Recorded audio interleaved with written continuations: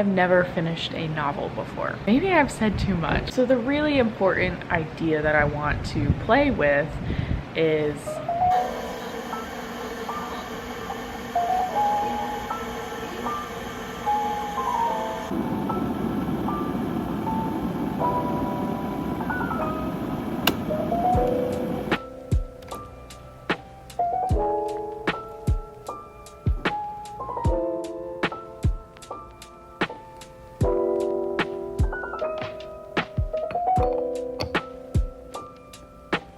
I am starting a new book.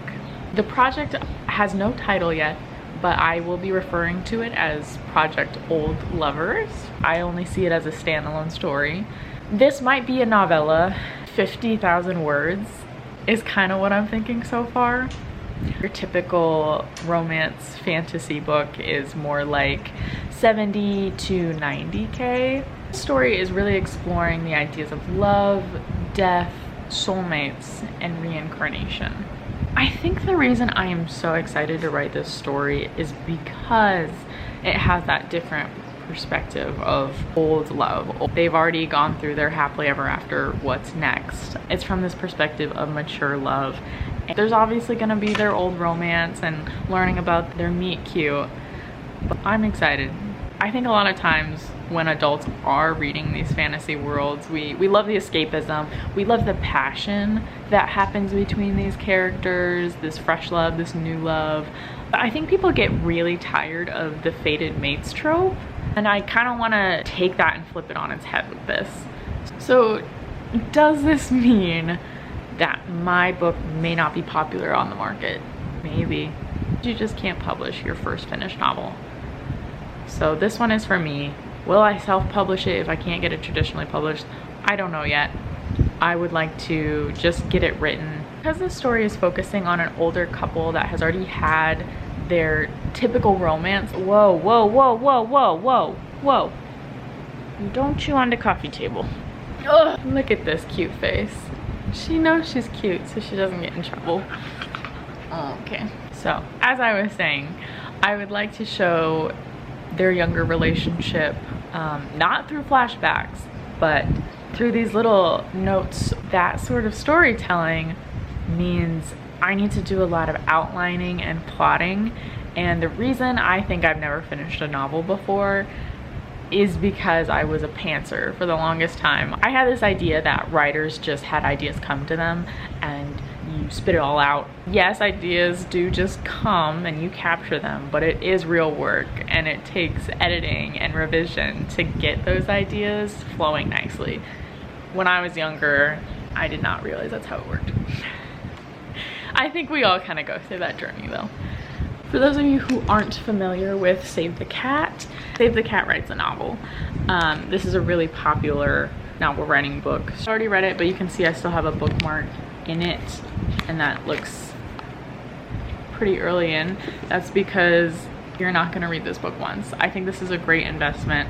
I wanted to read through it when I was in the beginning of my story. I think I finished this before I even wrote a single word. I might have written some character stuff and some ideas, those outlines, but I hadn't actually written a chapter. So this is a great one. In addition to that one, I'm also reading Story Genius. I am not very far in this one. It kind of threw me off. I'm only on about page 70. I've heard that these two craft books will change your life, and I can kind of uphold that right now.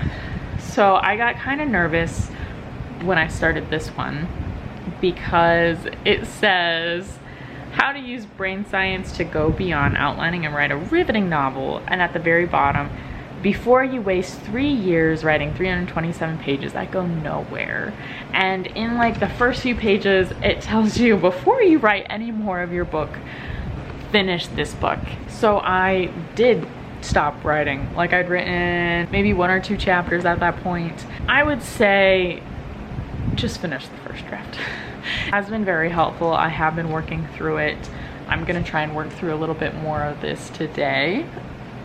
Sometimes that's reading, sometimes there's actual exercises that I can do. The first time I read this, I skipped all the exercises. I just like took notes and annotated, and then I finally made myself write an outline following the structure. But for this one, I just want to get the first draft done. So as I write, I will incorporate what's in this, because you know what, we're not 3 years in yet. I've actually already written about 3,000 words now for this story. I am doing my best to plot. I've already outlined and re-outlined twice technically. I'm being more of a headlights writer, or you maybe heard the term discovery writer. I'm not making myself write chronologically, and that has been a huge help. Another misconception that I had about novels specifically was that you spit it all out with that neat little bow and you know exactly what's happening when it's happening. So I'm giving myself permission to write that really bad first draft. I really like that quote. The first draft is you telling yourself the story. That's the approach I'm taking, and it's been working for me really well so far. My biggest struggle that I've had with this so far is my work schedule and writing consistently. So I'm hoping starting an authortube channel will help keep me on track. What I plan to do with this channel is draft. I'm gonna have my drafting series.